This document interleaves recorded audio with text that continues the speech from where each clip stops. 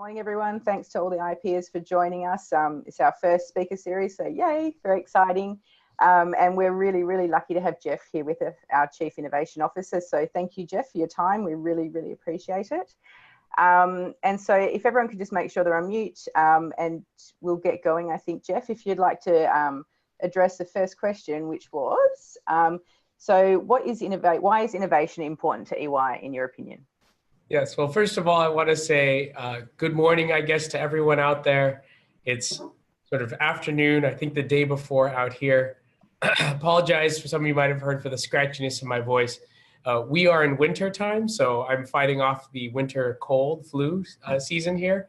So that's why you'll hear a little bit of scratchiness in my voice. But I really thank you for inviting me to be a part of this call. I'm so happy to be able to have this conversation this morning. So I think the first thing that Sarah and I want to talk about while we're working on her audiovisual here is why is innovation important to EY? And really this starts, I think, from something we all know, or everyone on this call knows, which is the fact that the world is moving quickly and it's accelerating in how fast it's changing. And this is really causing a lot of change in the industries around us, but obviously that includes our industry as well. And I think it's really interesting that over the past few years, our world has changed from this, our mindset has really changed from the sense of we want to protect against this change or find a way to defend ourselves against sort of new things that are happening in our industry, to being much more aggressive in our mindset, thinking about how can we take advantage of the opportunities in front of us? How can we be the leaders and define how the world looks in 5 or 10 or 15 years for us and frankly for our entire industry? And so right now, I think innovation is an incredibly important topic. It's not that the firm hasn't evolved previously. We've clearly, you don't get to 120, 150 years old without being able to evolve as a firm. But I think really the pace of change has forced us to really think about innovation as a new capability for us today. And I think Sarah's probably still not able to. I don't think she can hear or speak yet. So then no. I'll just keep going and sort of treat this as a couch. We can maybe leave a few minutes at the end for some questions if that's all right. Yeah, that sounds great. Thank you, Jeff. So let's talk a little bit about what does it mean to be successful in innovation.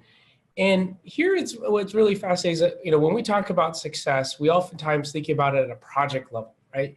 We think about, did that specific effort or that specific venture make its revenue or profit target?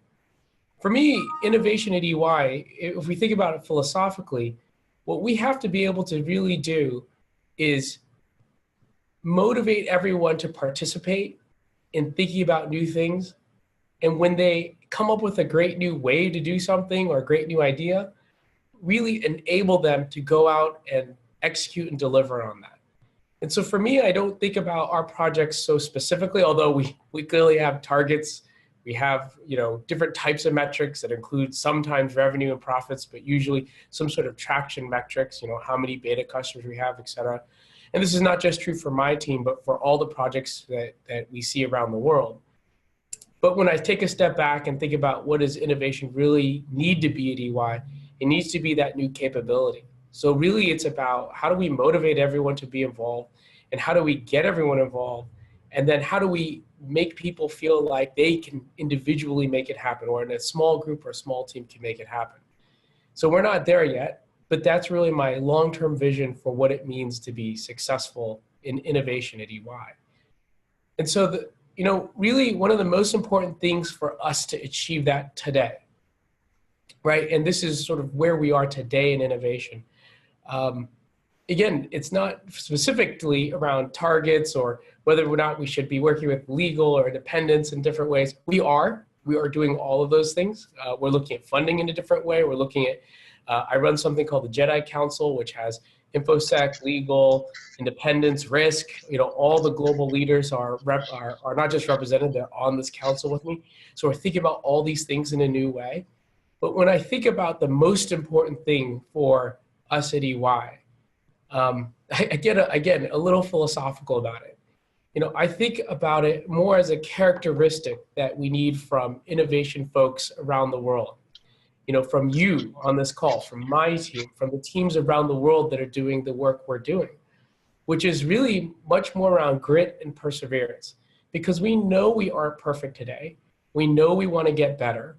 I think we actually, looking at it from my lens, over the past 2 years, 2.5 years that I've been here, we've gotten remarkably faster, remarkably better, remarkably more open-minded. The conversation has clearly shifted. But that doesn't mean every day isn't hard. It still means there are challenges that I know you face in your roles today, you face in thinking about change and thinking about how to do different things that my team face here. I say here, and I sort of point this way because I'm in the Palo Alto office today. My team here faces challenges every day, but really it's this mindset, right? It's a mindset that we know that what we're doing is more important than the individual targets or goals of whatever specific project we're going after. This is something I like to remind people and teams with around the world, that when we think about innovation, we all get, and I do too, get caught up in the near-term metric. What was the number of new customers that we had? What's the revenue? What's the margin impact? We think about those things, and they're incredibly important. But when it's in achieving that, we're actually achieving a broader goal, a broader set of things. We're changing the sense of the company. We're changing the spirit. We're changing how the company thinks about itself when we're able to make our projects successful. We're able to hit those targets and metrics. And in order to do that, it takes a lot of grit and perseverance because things aren't easy. So it's funny because as I thought through some of, Sarah and I went back and forth in terms of what to talk about. When I thought about it, it's like, well, what can I say that's really interesting? And sort of the natural instinct is that it's different than what everyone, I think, typically thinks of as important. Right? Hit your revenue target, hit your margin target. Just have the grit and perseverance to know that not every day goes perfectly, and all you're trying to do is have more wins than losses, and that'll make you a hero in this. And you know what? When I think about where does that come from, one thing Sarah and I talked about is sort of my time in Silicon Valley more broadly. I've worked across a number of different companies, a number of different industries, really strategy, sort of traditional strategy, investing, building new ventures. I worked at an internet company for almost the last 10 years prior to EY called eBay. One thing is, how do we apply a lot of the things that I've learned from that world into this one? So I see there's two interesting things. One is we actually aren't that different from a big internet company when you think about the challenges to change, because the big successful companies face sort of this really interesting fact that they're big and successful, and then all the natural questions come into play. Everybody starts to ask, how do you protect what's there? And all the systems and processes come to protect what's there. That was my experience over the past 10 years where I did start new businesses for eBay. But sort of all these questions are very similar to the questions we ask today. Wow, we have this big, successful, great cash flow generation machine. Let's make sure let's not impact that in a negative way. What's the impact of brand, et cetera, et cetera. There are different groups that are meant for global governance. Here we may call it independence or legal. At eBay, we may have called it product council, or technology council. There's different ways that people throw up things in front of change. So what's really funny to me is when I came into EY, I thought, wow, this is a really different industry. It's a really different place, a different scale. And then you realize that a lot of the questions that are asked are the same. A lot of the challenges that we face are the same everywhere. So that's one way that we take a lot that we, me and my team have learned being out here at Silicon Valley or from different tech centers around the world, and brought to here is this sort of similar mindset of change. Wow, a lot of these questions are the same. This is actually not that different of an environment. And that's actually should be heartening to us because we don't have extraordinary problems. We have normal ones and normal problems we can overcome. The other Jeff, thing, can I ask you a question? Sure, I think there's a question. Yeah, definitely. Hey, Jeff, sorry about that. And hello, everybody. Thank you so much for dialing in, especially those of you who are dialing in at 6 a.m. over from Perth. But Jeff, it was a great comment you just made there about your team and how they all come from different backgrounds and therefore how they think differently. Because for us, especially in Oceania, sometimes we're seen as relatively small compared to the Americas, obviously, but we are a great diverse bunch of people. We've got all the same service lines. We've got people from many different backgrounds, especially in Australia. Our cultural diversity is huge, and we've got a really strong focus on diversity and inclusion, which for us goes straight through to innovation, because those differences in perspectives, the different experiences you can bring, all create, from our perspective, the right basis for innovation. Can you tell us a little bit more about who is in your team and where they come from? Because having met some of them, I think they've got some great backgrounds, and sometimes I fear that, especially in a global firm like ours, it's very easy to believe that we appoint leaders that have amazing backgrounds, and people will know yours. They know that you've got a background in economics and engineering, that you've been to some amazing universities and sit on some amazing councils. But as an IAP group, we're really keen to say, regardless of your role or rank, innovation is for you. Everybody can think innovatively every day, and we should embrace those differences. And I think, having met some of your team, and some of your team will also be on our speaker series, it'd be great if you could just give us a little bit of background on who you've got and how you put together that team, blending both the external people from an innovation land, but also some of the EY people that have come up through different service lines, and introduce them to new ways as well. Sarah, that's a great question, and such an incredible observation of the team that we're trying to build here, and really what we're trying to encourage around the world. We think that strength comes from diversity. That's diversity sort of in the traditional political sense, or the rhetoric you hear in terms of gender diversity and ethnic diversity.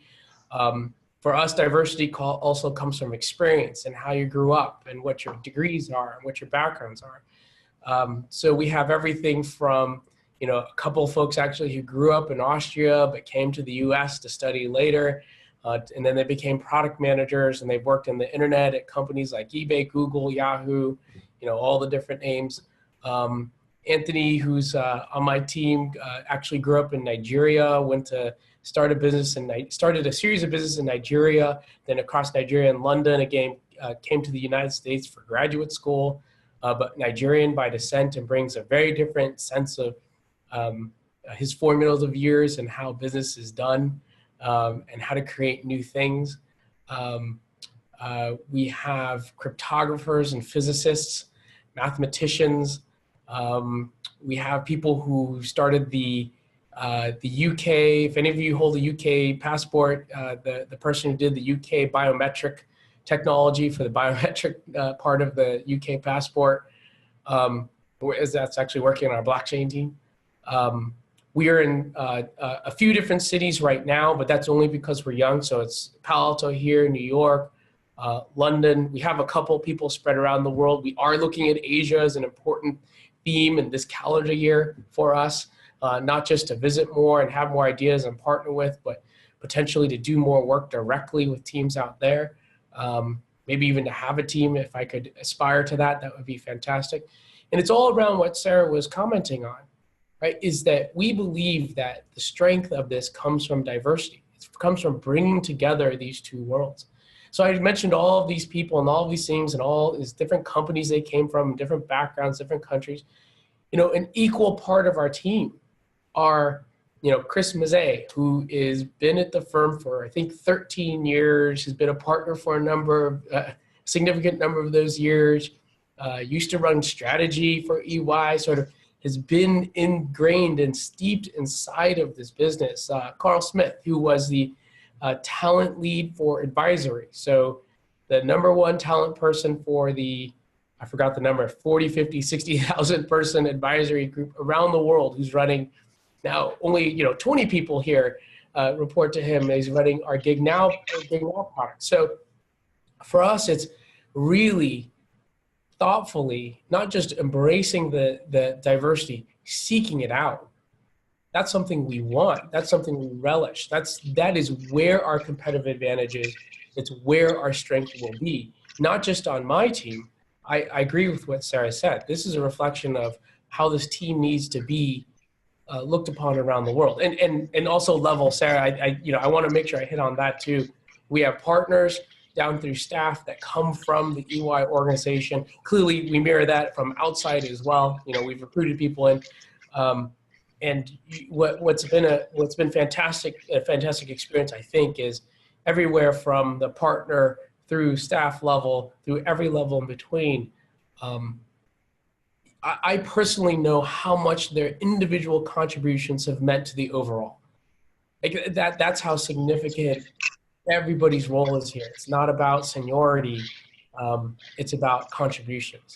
And it's really just been this, you know, I've been here 2.5 years. It's been an amazing pathway to see sort of this theory from 2 years ago really build into the strength that it is today.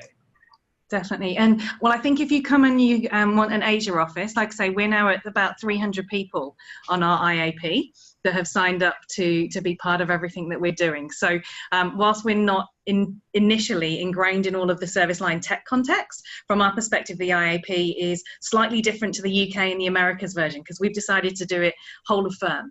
So the people that you hear today are all grades, they're all service lines, and they're all backgrounds. We decided that that was how we'd get strength through difference.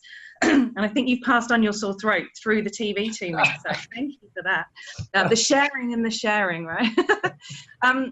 One of the other questions that we had from our team is, how do you personally get innovated? So we talk a lot about how if we have the right tools and techniques and enabling factors around us, then we can be innovative every day. And what we strive to do is provide everybody with both the opportunities, but also the tools and techniques.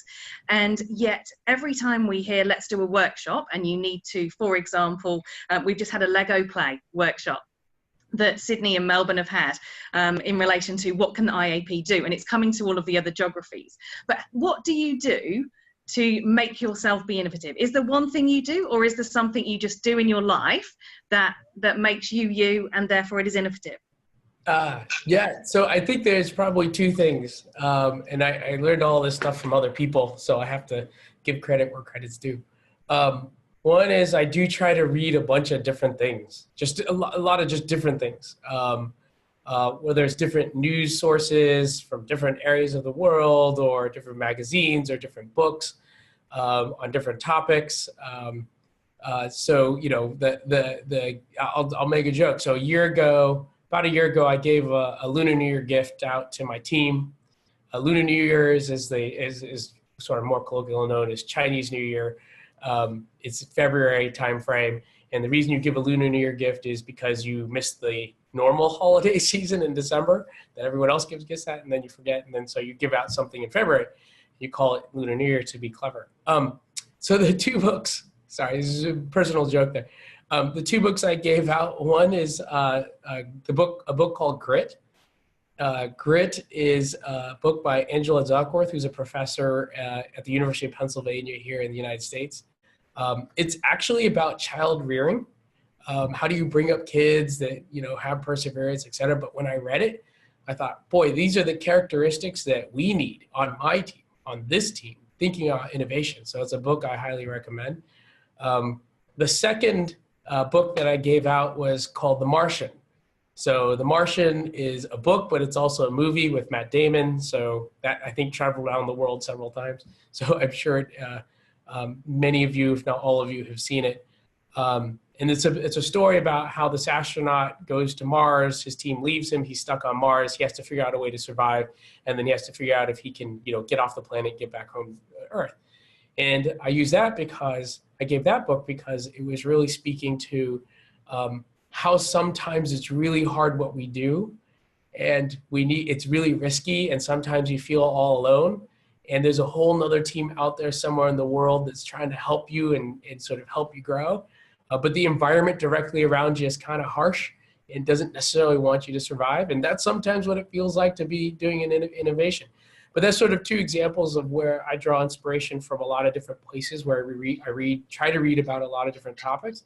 And the second, and a lot of you can just look at your own lives, but I look at my kids because I have twin 12-year-olds, and I just look at how they interact with the world and how they think about it. So I actually have twin 12-year-olds and a 21, 22-month-old, and what's really fascinating to me is just to look at the world through their lens, right? To ask, like, what are they seeing? What are their friends doing?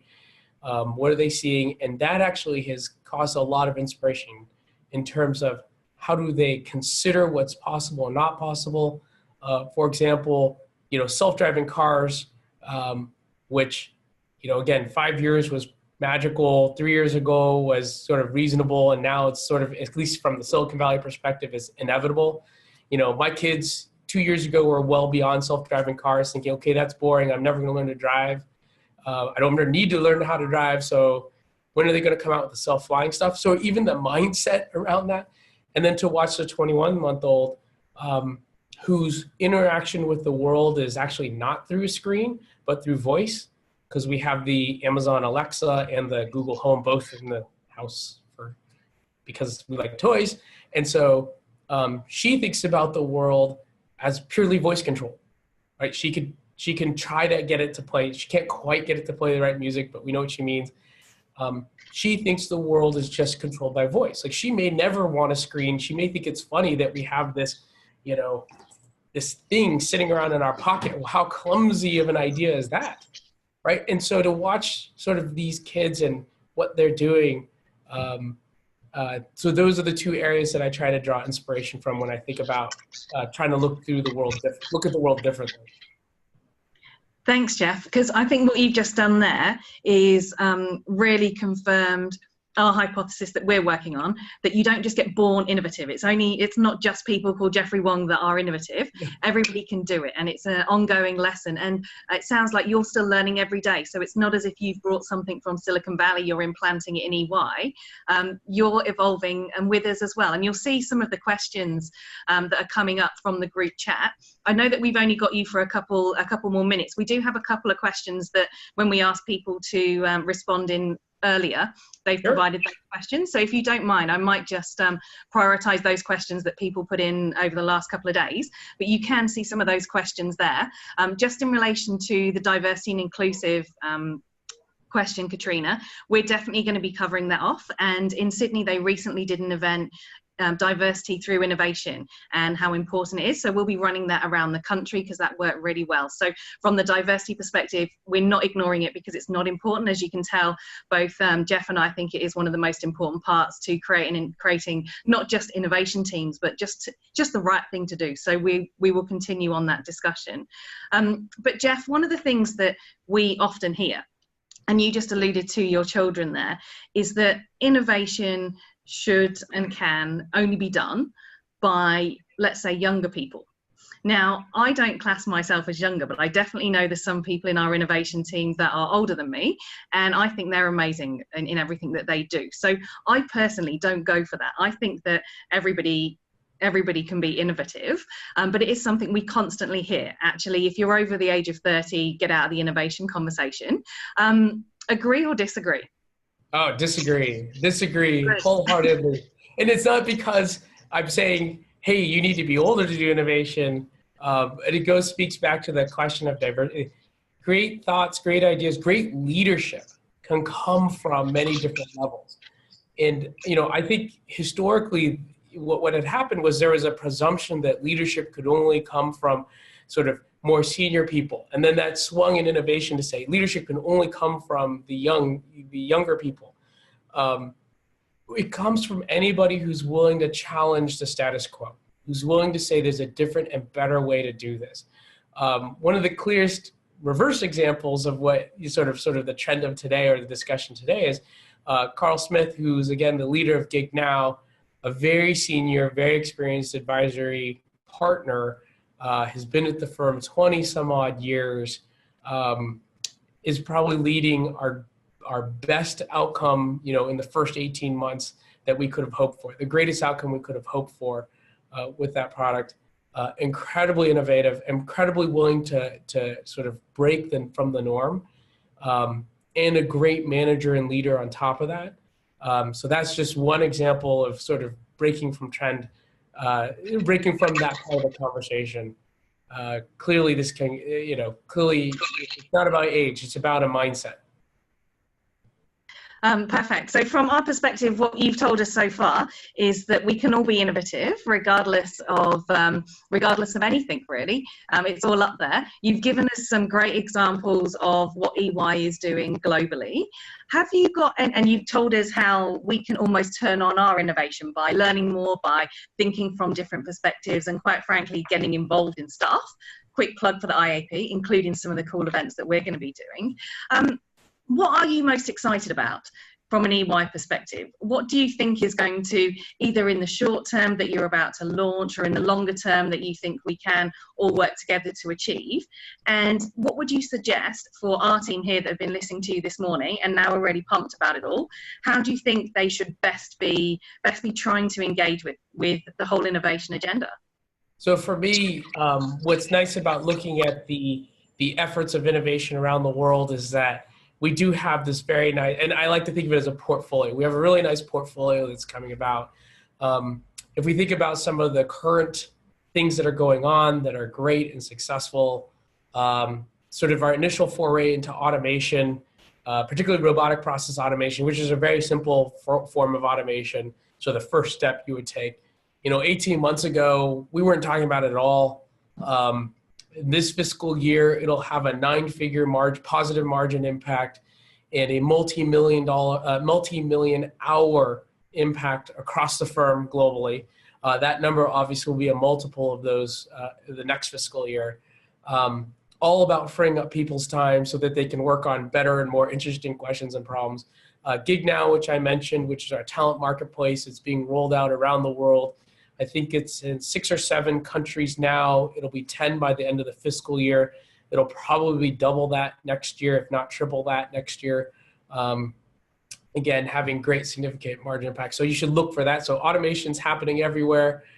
Gig Now is getting rolled out. The team's just trying to race through as many requests as we've had, but we want to do it smartly so that we don't, take down the servers on the back end. But when we look forward, one of the themes that I'm most interested in, that I think the firm is most interested in now, and I think we should be, is artificial intelligence.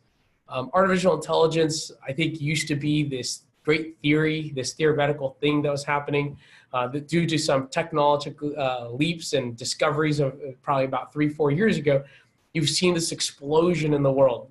Self-driving cars becoming what every car company talks about now. And every car company has an experiment that they think is going to work.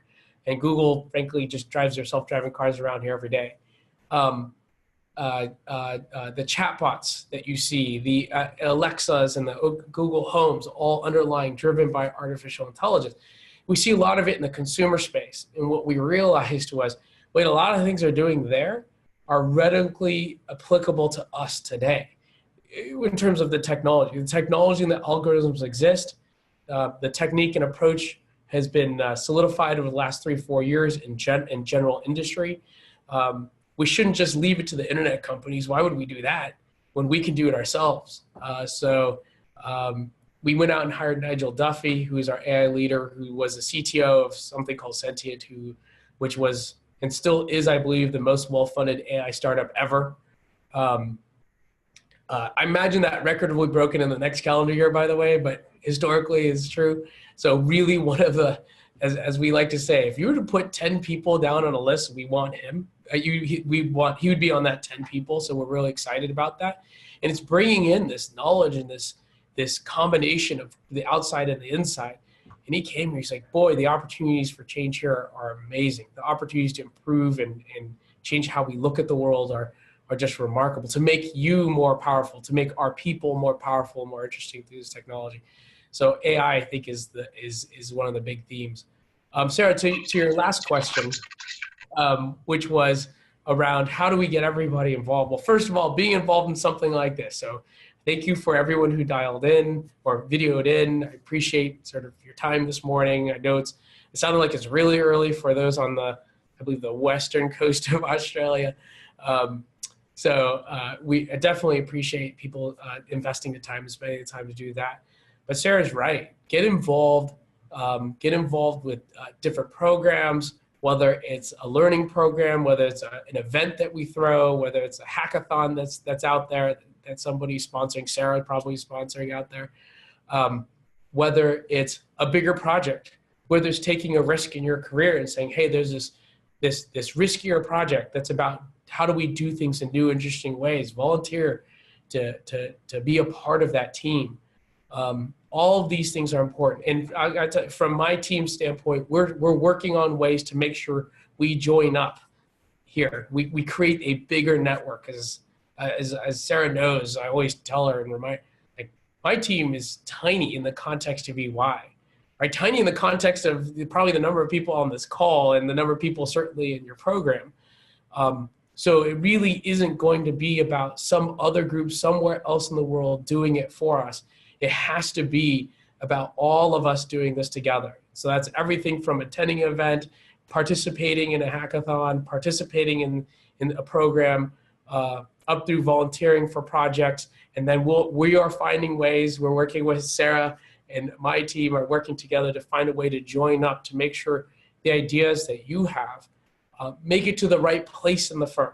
Whether that means it should be held at global, should be done at the Oceania region level, should be done at your local office. So we just want to make sure the ideas get to the right places, the funding gets to the right places, and that you feel, like I started with, really empowered and enabled to take things forward for yourselves and for us all. So that's how I think about it.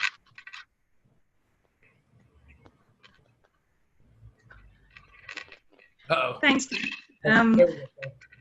From our perspective, that's exactly what we wanted to hear, because that's exactly what we're doing, to be honest, because what we're trying to do is empower everybody to step up and to stand up as well and be brave enough to do it. I think it's been the innovation journey in Oceania has taken many different forms over the last couple of years, and as you can imagine, we are slightly behind some of the other countries, especially America, in terms of where the thinking is at a cross-service line level. The service lines have got a number of initiatives happening, very focused on tech, and through the IAP group, everyone's going to hear a little bit more about what the other service lines are doing as well as their own, that they've heard from their own service line leaders.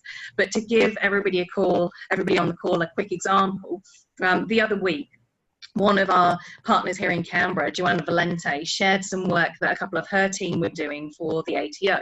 And because of the work that Jeff had been doing in sharing the background to Gig Now, and also how it had come together, even though I would not in any way, shape or form classify myself as a coder, what I could tell in the work that the team had done was that there were similarities to Gig Now. So what we were able to do, literally within an hour, was text Carl, because it was a decent time, also Bijou, who heads up EY Nitro and works on a lot of the creation of the MVPs. And also one of the guys over in the mobile tech team, Sean, just because I knew that he was really interested in it. And one of the ideas the guys were having, it was advisory, Sean's assurance, but one of the ideas they had was, wouldn't it be great if then the client could use it on their mobile? So we literally had a 3-minute conversation where everybody bought into the idea that this was great and it could leverage off a number of things. And within an hour, that team that was in theory and small EYC3 ATO and PI finance team were able to connect into our global ecosystem to get access to things they didn't even know we had, and quite frankly have a conversation that was so far above my head in relation to coding that we were able to step away and let the teams get on with it. And for me, it's the things like that that we can do. The more we know, the more we can share, and the more we can learn, and then the more we can make it reality, because we do know and we feel the frustrations. I do every day when we hear some great ideas, but actually something's come down from your service line that says no, or there's no money, or there's no time. The reality is, if it's a good idea, it's up to us as a firm to find a way to explore it. And one of the questions there was about process, and without wanting to dampening the mood about process, we are looking to create some form of easy process that allows us to prioritize different ideas, but gives the transparency and people the information that they need. It's not fair if you've got an amazing person who is great at coding, that's got a good idea and they can do it on the weekend, if you might have the same idea but not the technical skills. How do we make sure you get access to the skills?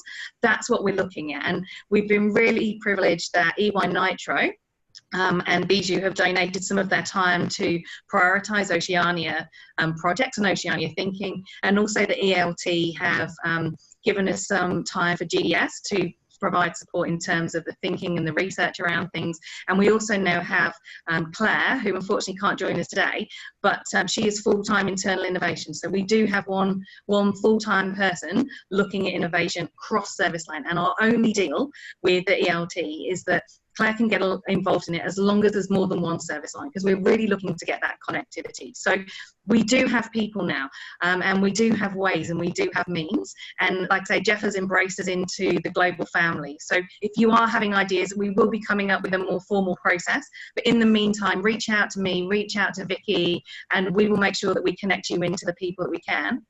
And from a very practical perspective, we will be doing some training in relation to those tools and techniques, so that regardless of your service line, you will be able to apply those tools and techniques to get the right outcome. So thank you very much, Jeff, for your time, and thank you for going slightly over. I wonder if there's any last thoughts you want to leave us with before you go on your, I think it's your afternoon now? It is my afternoon. So Sarah, a great set of thoughts there about connectivity and innovation, specifically at Oceania. The thing I'll leave you with is, I think Silicon Valley really made its name on the fact that small teams can change the world. And Silicon Valley is what it is today because of that belief. You know, what I've found is that small teams, I sort of edit that because Silicon Valley loves itself a little bit too much, I think, right now. It's really that small teams anywhere, you know, teams that start from anywhere can have significant impact on the world. And I think that when I think of Oceania and what you just said, Sarah, to me, it is ripe with all the talent and the knowledge and the spirit to launch things that, you know, with the global connectivity that we're trying to enhance, you know, different you and other regions around the world with. Really, that's what we're looking for, is how do we enable you, and the motivation I hope you feel is that the things that you work on, things that you do, can have a very positive global impact on our firm and our industry. And that's really the spirit I hope you carry forward with, because it's something that we wholeheartedly believe in here in this office, even though we do exist in Silicon Valley. But we recognize that we don't hold the patent or the singular genius model of the world here. It's all about how do we do this together. So with that, then, thank you for this time today, and I really appreciate it. Thank you, and good luck with getting your voice best. And we look forward to sharing anything. And like you say, you know now that you've got over 300 people here in Oceania that have put their hands up, and we encourage everybody to get your colleagues, friends to also register, because the more people we get, the more things we can do. And reach out to us if you have any cool ideas, or if you want anything sense testing, stress testing, or also from a knowledge sharing perspective, if you learn anything else that you think we should take into account. I know that we do have the global innovation calls on a regular basis, that if it makes anybody feel better, they're at 2 a.m. Australia time. So we don't feel too bad giving Jeff an afternoon slot for today, but we do share a lot there. But if you can think of anything that we should be doing, come straight through to the IAP and we'll make it happen. Great. Thank you, Sarah. Thank you, everybody. Thanks, Jeff. And thank you, everybody. And we'll speak to you all soon. Bye. Thank you. Bye. Bye. Thank you.